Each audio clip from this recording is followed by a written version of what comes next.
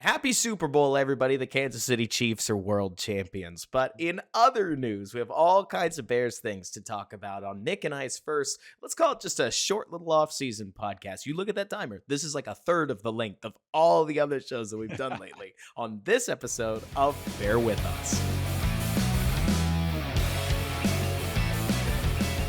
What's going on, everybody, and welcome back to Bear With Us, a Chicago Bears podcast hosted by me, yours truly, Robert Schmitz, editor-in-chief of the Bears blog, right alongside my co-host, Nick Whalen of Football Guys, as we try to deliver you as close to the most middle-minded, analytics-focused, film-driven podcast possible that ends up being, I don't want to call us hot takey, Nick, but am I crazy? Oh, no. You go ahead and start this because I think I've been at it a little too much on Twitter lately. I said we weren't going to start here. We really might as well. Where sometimes I feel like the person where I'm like, I don't think I moved. I think everybody else moved. But I'm sure there's a little of both.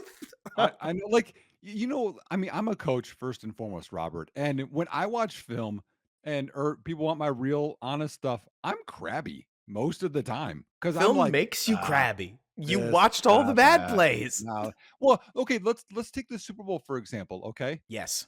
people will be like, "Wow, Mahomes is great," or this or that, and I'll be honest, I saw a great aggressive Steve Spagnuolo defense that calculated nice blitzes on important downs, and the San Francisco 49ers front either slid the wrong way or let Chris Jones just walk by, and Brock Purdy was under duress and he didn't make the plays.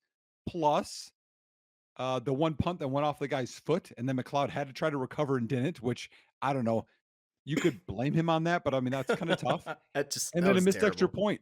And you had those, and then I think it was the to Sean Gibson when he misjudged the ball, the deep ball to Hardman. Mm-hmm. Those plays right there, that's the game to me. Like, Oh, because yeah. both ways, Purdy made some plays, Mahomes made some plays, but in between, those were the plays that made the game for There me. is nearly nobody that I'm going to cape for harder than Patrick Mahomes, no matter what the situation is. You know that. At the start of our playoffs podcast, I told you that I thought the Chiefs could win the Super Bowl. You thought I was nuts, and I said that I would be dead before I bet on Patrick Well, Mahomes.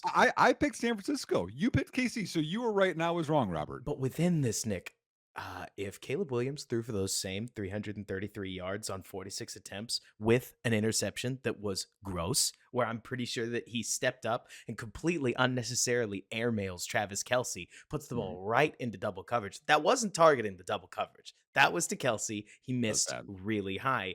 Bears fans would have told you, like, again, that's Caleb Williams' first game as a Bear.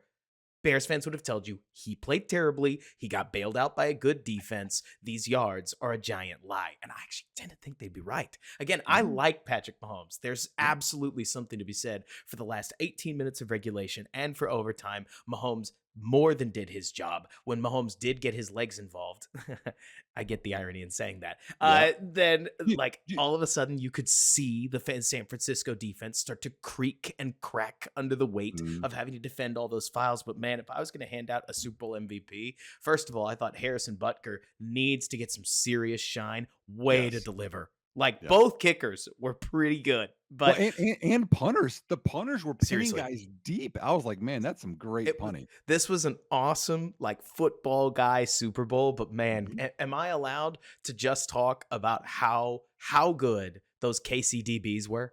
Because what about Chris Jones?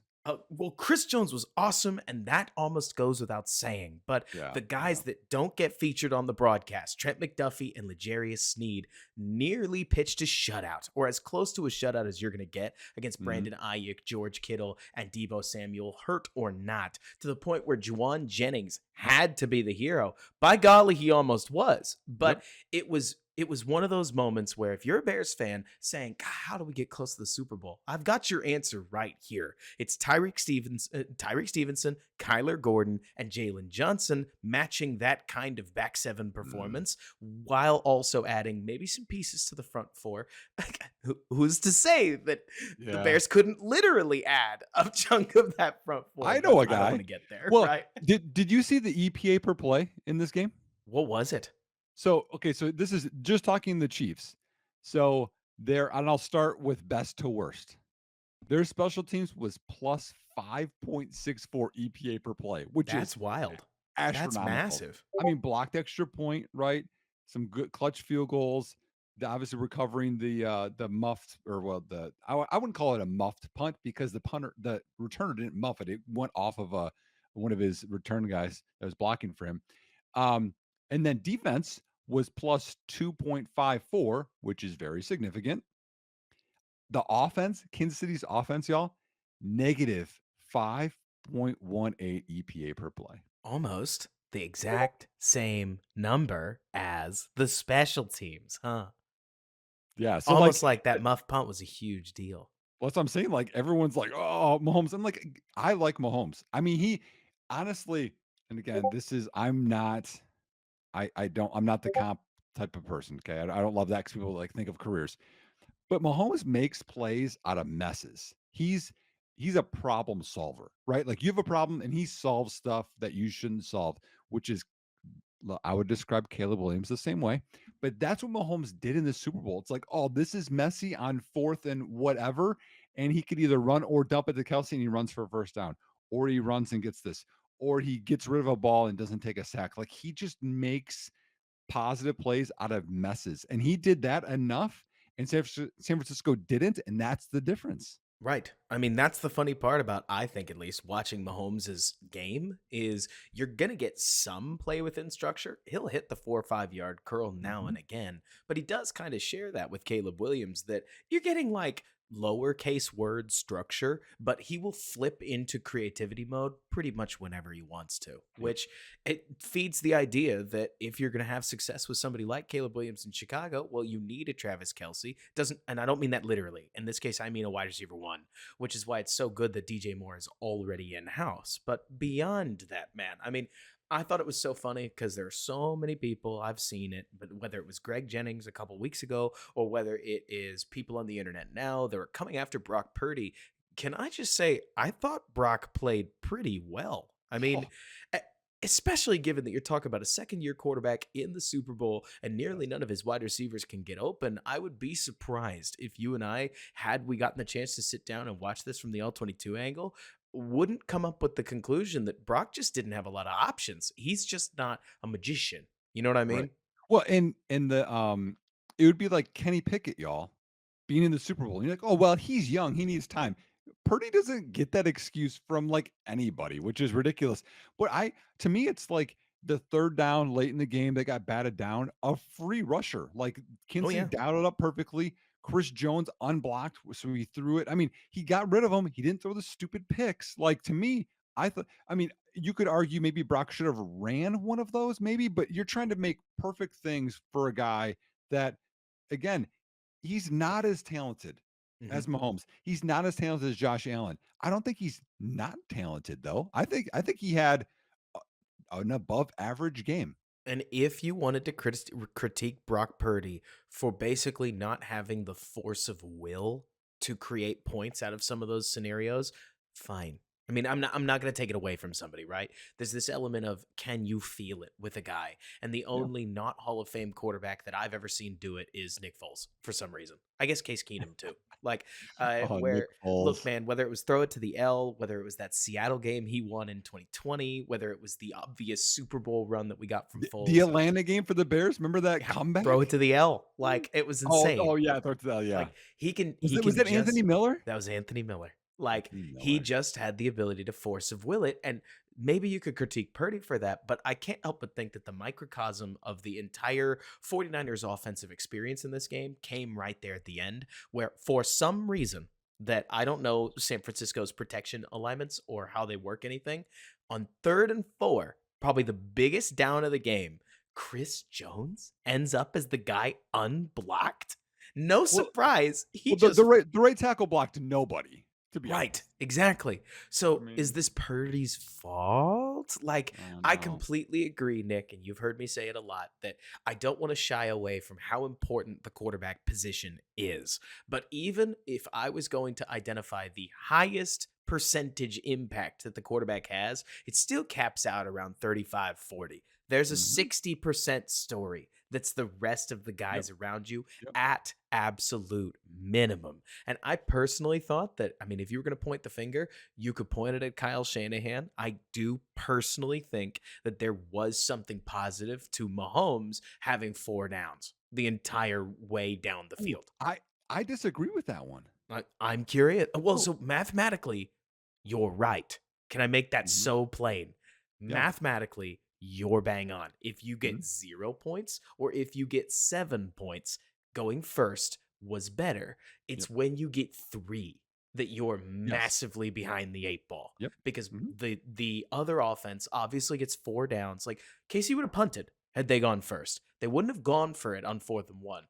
Probably. More than likely, they would have punted. Their defense was balling. Instead, they get those key first downs to jumpstart the offense. And by the time they're actually in field goal range, they found the seams that they want to, or they found the creases that they want to exploit. But man, if I was Kyle Shanahan, this one would haunt me. Like, Well, it really would. and the other reason I think he had to take the ball first is because his defense was so gassed. That too. Like, Like, that's part of it, and the other thing too is, I feel and again, I as someone that's been injured a lot in my life through athletic things, like, I hate this so much. I feel so much for Dre Greenlaw. Pops his oh my gosh. Achilles, just being excited to run onto the field in the Super Bowl, and then your replacement. I mean, we can just look north. What former Green Bay Packer third round pick, or is it Orensburg? I think is his name. He allowed 9 receptions on 9 targets and 132 quarterback rating and a touchdown for once his way. Like, is that the game?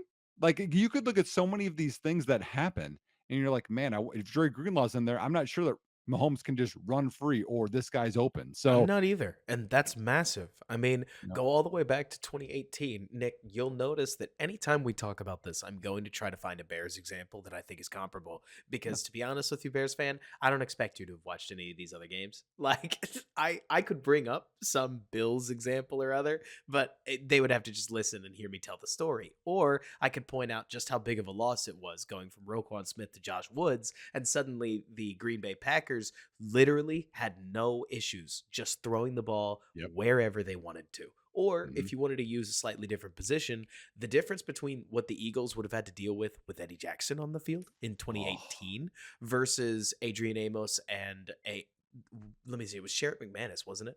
And I yeah, mean, it was bad. he did his best. Like he sure Right. tried, but it just wasn't the same. And And it's then never and going then to be the same. who is that who played in the slot on the rollout for the touchdown to lose? It's so funny too because nobody remembers that Sherrick totally deflected the pass before that on 3rd and Yeah. 4. But yeah, on 4th and goal, they threw it at him again Oh, and they no. converted that time. Oh, no. Alright, Football, man, it's a brutal game.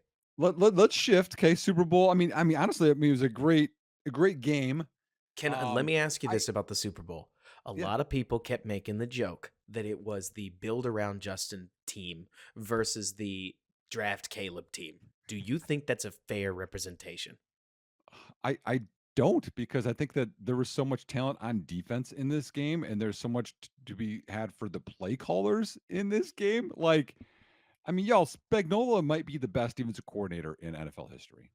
He's up there. At the very least, he's absolutely the best defensive coordinator He, in the league. he's won 4 Super Bowls as a DC, and he beat Tom Brady in their undefeated team, and then he's won them with KC as I well. forgot he was on those And New York teams. You're and you totally could right. yeah, and you could look. I mean, remember beating Green Bay with they had some juggernauts, and he beat them. Like y'all, like you need to think about how they beat Miami. And again, it was a cold game, but they had a squad this year, right? They beat the Ravens, who were favored on the road, and then they won in the Super Bowl against the 49ers. Like, that's a lineup. And did they give up, I mean, what, 20 was it 22 points to San Francisco? It was the most they gave up all playoffs. Like Oh yeah. they've shut offenses down, and that's impressive. That Spagnola defense really had to work to stop the run game, and massive kudos to them for So doing it.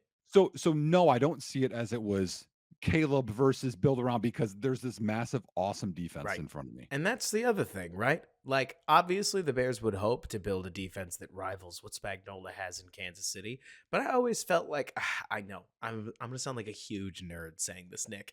That's way too reductionist. It's just not that simple. I mean, not only is Brock Purdy and Justin Fields very different quarterbacks. I mean, if one is, I don't know, lime sherbet, the other is like a double, like a brownie. You know what I mean? Like, just completely different things. I Yep. mean, what, a slice of pizza? I'm trying to think of something that's still food, but a Yeah.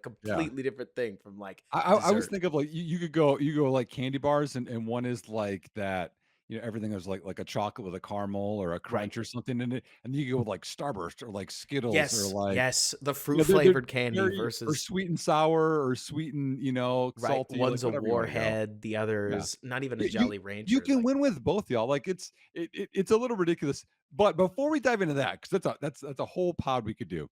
I gotta jump into we got some news oh, we did. on the Bears have some interest in someone that Robert has been really knocking on this door for a while, Danielle Hunter, in Minnesota. And I've been knocking on the door with AJ Epinesa. So I thought we could have a little debate of what we think would be a better move. Let's So, do it.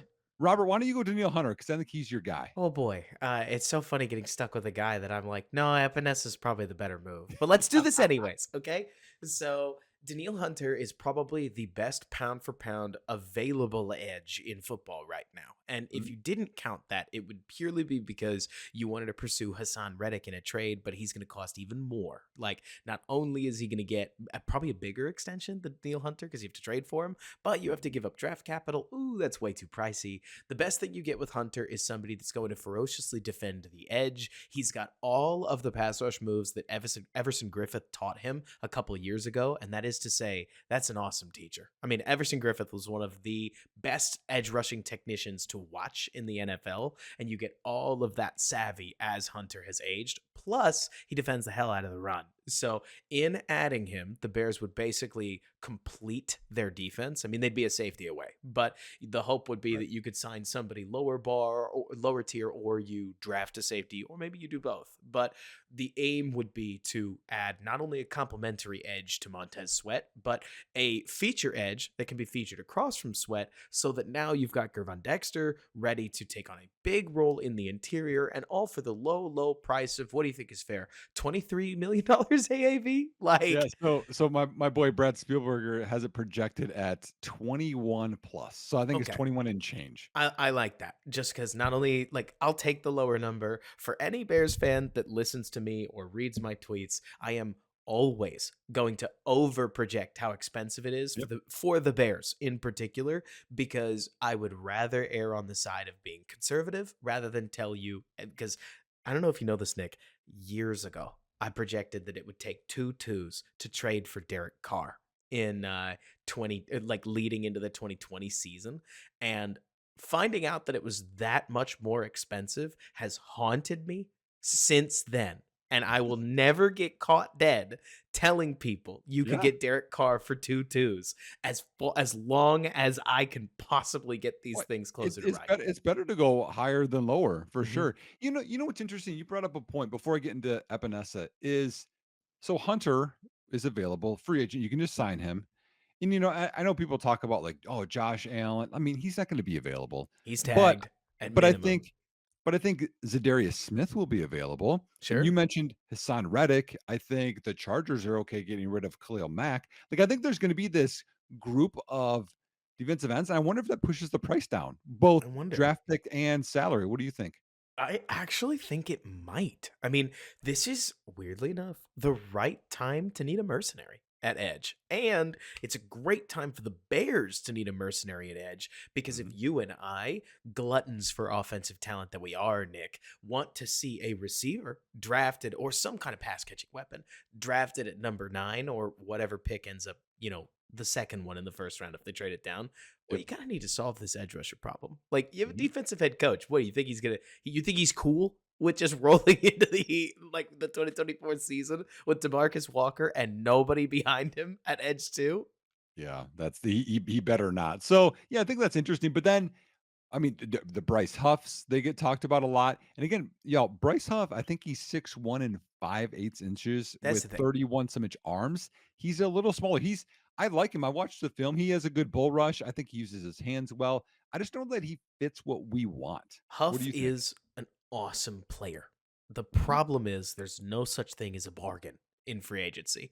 I mhm. do think that the Jets would have used Huff more outs like I think that Huff would have been closer to a true three down defensive end, Nick, if he could do it. The reason he keeps getting used as a situational pass rusher is probably because he's best as a situational pass Yeah, rusher, and the yeah, Jets want to win games. So, yep, would overplaying Huff get you some value?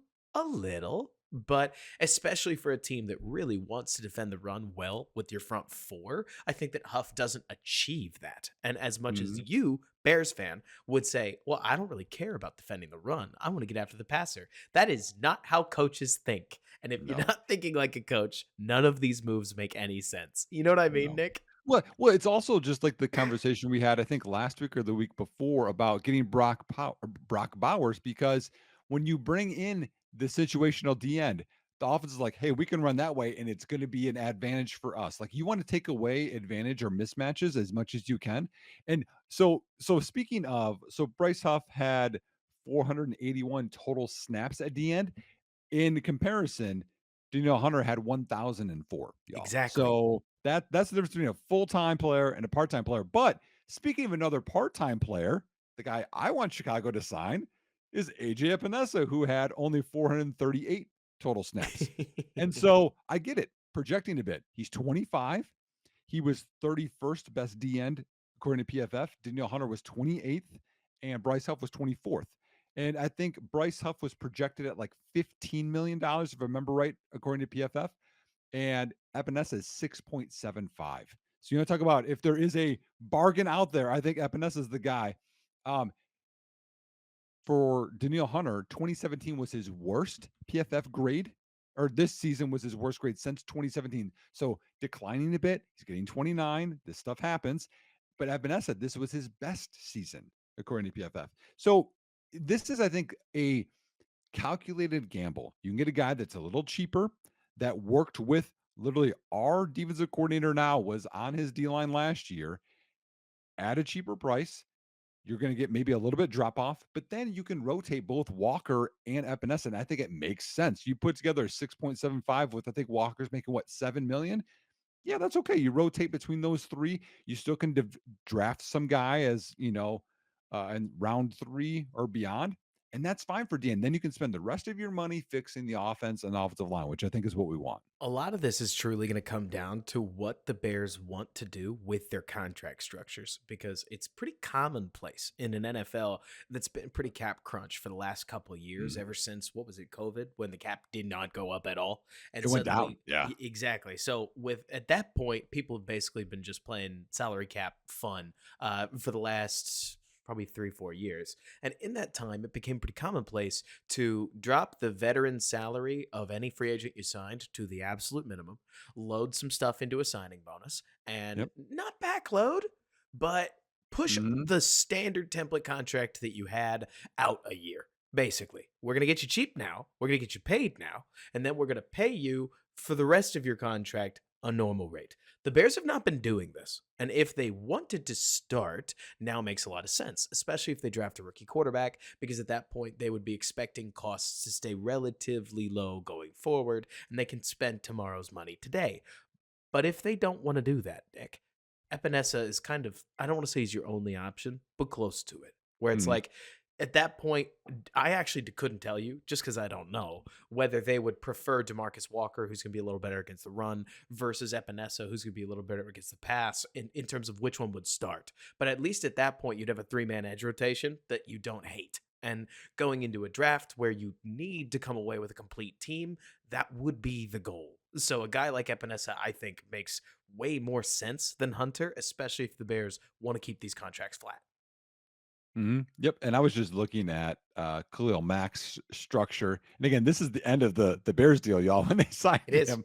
He, um, he has if they traded for him, which I think is what it would be, it's 23.25 million still is what he would be owed, and that's with the Chargers taking on 15 million in dead cap. So that would still be very costly, and I think I would rather avoid that for a 32-year-old. It's going to be 33-year-old player. Um, Moving on. So we had talked a little bit about this previously, the Schefter stuff about the first overall pick, etc. But we got from Ian Rappaport that it would take a historic offer, which we had talked about it as We did. the Godfather The offer, right? Godfather offer. So I thought it could be kind of fun if we actually talked what a Godfather offer would look like. Hmm. Okay, because I mean, we talked about this. There has to be a point, and actually, I was incorrect. Someone corrected me this, and you can tell me if it's right or wrong. You can actually trade 4 firsts in the future Hmm. once it's draft day. Is that correct? That's what I understood it as. Now, Okay. I have also been corrected by other people that I think were wrong, but that's my life. I mean, if you're not laughing at that joke, then you don't know me, and I completely get it. But isn't it so funny where people will go, well, no, actually. And then you go, oh, well, I'll take their word for it. They corrected me. And you find out later, oh, no, Yeah. no, that's not right either. Yeah. But my understanding, Nick, is that at any point you can only trade 3 first round picks into the future. On draft day, the next year starts now. So at that Okay. point, you have access to that extra pick should you want it, but Okay. only on that day. So Okay. lining up the, I don't think we've seen it yet. I really don't think we have yet seen anybody actually do it, but I think you could, Okay. technically.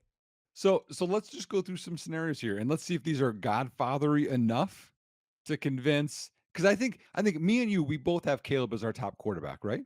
Yes, and Okay. the other piece that at least I think is really important to mention here is that a lot of what you personally value in a quarterback is going to obviously affect what you think of these guys, right? Mhm. Like, I want to just make this so plain, Nick. There's nothing I love more than watching a quarterback that I think is aware and feels the game. It's rare to find a quarterback that you feel like feels it. Like, there's the only way I can put this is it's kind of like watching a quarterback that you'd swear has that same effect that like Daredevil has going on in his old movie from 2003. I've never watched the series. I don't know anything about the Netflix series, but like you remember that like echolocation stuff that maybe you Oh, did and I didn't I see. didn't watch it either, so I don't know. Well, it's this idea of almost it's obviously Caleb can't see what's happening on the offensive line, but he reacts to all of it in a Yes. way that I find really exciting. Like most people are going to look and they're going to see all the crazy throws downfield, and those are sweet. Don't get me wrong, but Caleb has a kit as a pocket passer that is really, really exciting. And Mm, if you value that, you're probably going to see a little gap between Caleb and the other two. If you value the tools, I actually think Drake May has better true physical tools. And if you value the dual threat capacity, Jaden Daniels blows both of the other two well out of the water. Caleb gives you a little dip into dual threat, a little dip into superstar physical tools with an outstanding release, which is something that's really hard to work down. But it's so funny because if you told me, Nick, that there's somebody out there that has Jaden Daniels as a quarterback one, I'm not going to argue it's possible. I'm just going to disagree with their philosophy. But that's the fun of football is well competing well, that philosophies. that this is exactly why in the middle of the season, I said, "I'm sure there's gonna be NFL teams, or at least some NFL teams that have Drake May over Caleb Williams," and then it came down with all this other stuff, but there's gonna be some teams that want the 6'4", 230 guy with the rocket arm, Yes. and Caleb Williams doesn't have the rocket arm, and he's only 6'1", and, Drake May I don't know, Drake May might be faster straight line, I'm not sure, he's a very good athlete, or some people might like Jaden Daniels, like, I'm not because when you're a coach, you're gonna be like, hey, I want this chess piece to fit this offense. It's not everyone has the Right. same order for everyone. There's gonna be teams that have Malik Neighbors over Marvin Harrison Jr. just because that's what they prefer in their offense. And so What, that does go with to say, Nick, but we both have speak. Caleb number one. Speaking of, just because I like the discussion, and Yeah, I got 6 more minutes for forget it. Like we can make this work. sure. What is your home offense? Like when unfortunately, look Bears, like it or not, this is where I landed. My home offense is the McCarthy spread. And the Reed spread really tickles that same itch. But the offense I watched Rodgers operate in is where I keep finding my heart. Like Mm, it's almost like I completely respect the way that Shanahan built his offense in 2018. I love a lot of the same things that McVay then tailored off of it. But when ultimately I would want to coach a team, man, I want to get five out. Like I want to pull the running back in. I want to have a quarterback that's willing to sit in the pocket and create those same home run shots that I watched 12 hit against me for my entire life. And it's a yep. big part of why you talk to the wrong person if you want to hear somebody that likes Drake more than Caleb, because Caleb happens to imitate probably my favorite football quarterback that I ever grew up watching. And again, I hate admitting that that's on a rival team. What Yeah. is your home? Home is where your heart is offense. So that's actually a great point. I think that Caleb Williams under center would take away from his skill set and his strength the most. I think him operating out of a gun makes him the best, which I think fits that offense. Mine would be my home offense. And again, this isn't what I would run if I had my own high school program, but in terms of if I had an NFL team, I would Mhm. be under center. I would be doing play action zone stuff. And I think that Drake May fits that better Kyle because he's Shanahan. on. Yep, yep, and Mhm. he can see over the line better. I think that it fits everything more that quarterback does, and that's with I think Caleb's the best overall quarterback, but I don't think he fits that scheme better than Drake May does, and I think you're taking away some of the differentials there that I think it evens it out. Right. And I won't be surprised, obviously, if as a drop back passer, like out of the, let's go under center, as an under center drop back Mhm, passer, and especially as an under center play action passer, I tend to think that a lot of these longer play action shots, especially when you use like run action on the front of it, that you create the same pocket anyways, in many cases. But that moment where the quarterback is looking over the offensive line, like in position to take the snap, I'm right there with you that Caleb's going to need real time to develop a feel for that. Whereas Drake should be, I mean, this actually just ought to get said, Nick. I think Drake's going to be the better day one player. Maybe Caleb could surprise us. I mean, his ability to create could open up shots that Drake just can't open up as easily. And mhm, those chunks, as we've seen with Fields, I mean, like, this is another thing well worth talking about. Fields' stats definitely took a step forward this year. It's the mhm, down to down consistency stuff that gets so yep, funky because granted, we don't have a stable metric for success percentage. Like Pro Football Reference has him at closer to, I think it's like 38.4, whereas RBSDM has him at like 41.2 or something like that.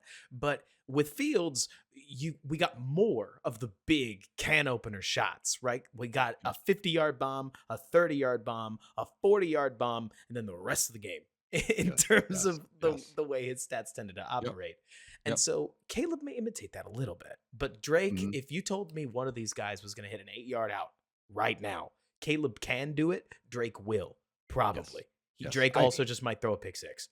Yeah, and I think yeah, and Drake's gonna go with kind of the game plan and Drake's going to the go because coach intention. said throw it. So Yep. Yeah, if but the I think I think May is a right now is a better deep ball passer, and I think he's a better in terms of quick processor, but I think Caleb sees the game quicker and operates in the pocket quicker. So like really it's that's the thing is I think some people have it like where they're miles apart and I don't. I think they're very close. I think they're both two very good players. I think depending on the coach, each of them are going to have the other miles apart from each other. You talk to Mhm. Coach Nate Tice, he's going to see them miles apart in Drake May's favor. You talk to Coach Yep. Yep. Robert Schmitz, he sees a big gap between A and A minus. You're noticing I'm not awarding the guy an A plus. Like the Mhm. generational thing that everybody's talking about.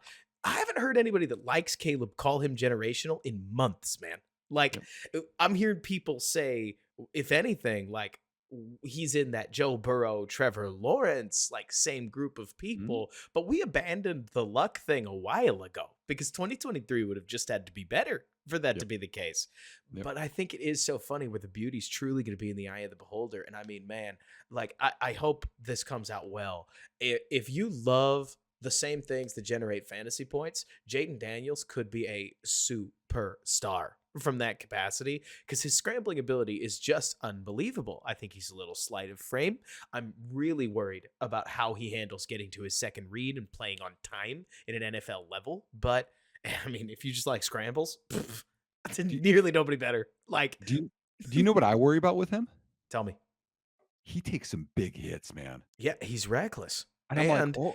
he's It's he's it's like Josh Allen mindset with not that body. I'm like, he "Don't do that." he scrambles out of clean pockets more than anybody Yeah. not named Justin Fields or Drake May. That's, believe it or not. It's like a 9+% for Daniels, 8%. This is all using college data, by the way.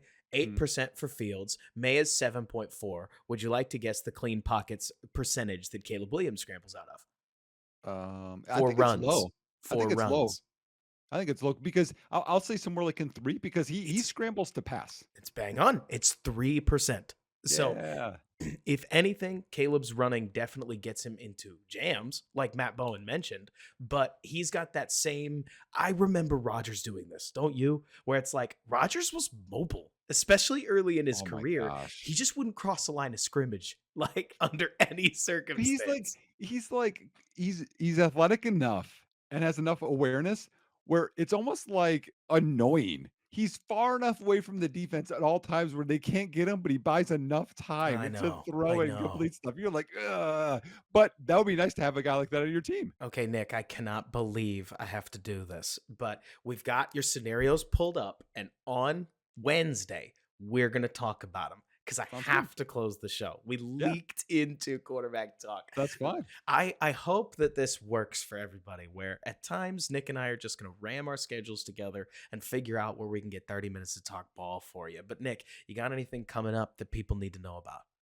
No, so I do. Football Guys agreed to have my statistical analytical article go where it's teams that don't have first and teams that have multiple firsts and what result happens from that. Nice. So I'm double checking all of my data. Now I have to put this into a Yes, form where people can get yes, it. So it'll be fun. So yes. that'll be coming in probably about a week and a half. Excited about it. And then I've got a Mhm. bunch of fun things that are going to get hosted on DBB over the next couple days. We've got Jonathan Woods off-season primer. Friend of mine, guest spot, wrote for an article I'm really excited about coming out about Caleb Williams and how basically, Nick, if you want the premise, he started as hostile to Caleb Williams as you could be from a data perspective. And then as he dug deeper, he and I together, we found the data is way more encouraging than Mm. we originally expected.